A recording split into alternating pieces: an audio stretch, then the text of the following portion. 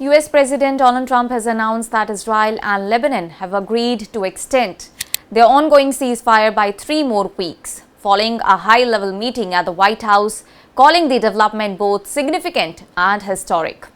Notably, the announcement came after senior officials from both the countries met in the Oval Office in the presence of US Vice President J.D. Vance and Secretary of State Marco Rubio, marking one of the rare instances of direct diplomatic engagement between the two nations in decades.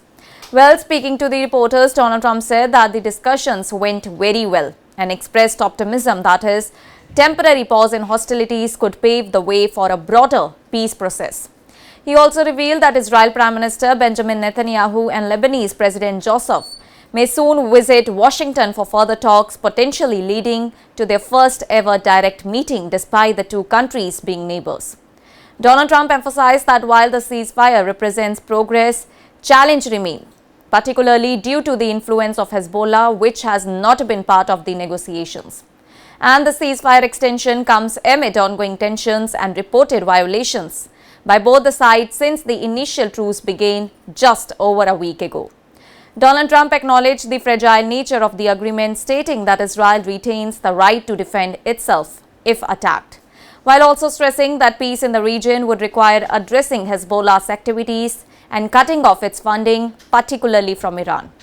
Well, the group, which is backed by Iran, has openly opposed the diplomatic process and indicated that it may not adhere to the agreements reached without its involvement. And both Israel and Lebanon have expressed gratitude for the US mediation efforts. Israel ambassador said that the talks offer hope for formalizing peace between the two nations in the near future, while Lebanese ambassador Nada praised Donald Trump's role and voiced optimism about Lebanon's path towards stability and recovery with US support. Lebanese officials have outlined broader objectives for future negotiations, including a complete halt to Israel strikes, withdrawal of Israel troops from southern Lebanon, release of prisoners, and the launch of reconstruction efforts in war-affected areas. The conflict that led to the ceasefire was triggered when Hezbollah fired rockets into the northern Israel following US and Israel strikes on Iran, prompting a large-scale Israel military response that included airstrikes and a ground incursion into the southern Lebanon. Well, the violence has resulted in the deaths of around 2,300 people in Lebanon, including many civilians, and has displaced more than 1 million residents. Israel currently maintains a buffer zone in the southern Lebanon, citing security concerns over continued rocket threats. And despite the ceasefire extension offering a temporary pause in hostilities, uncertainty remains over its durability. Hezbollah's absence from the negotiations and its continued opposition present a major obstacle to the lasting peace.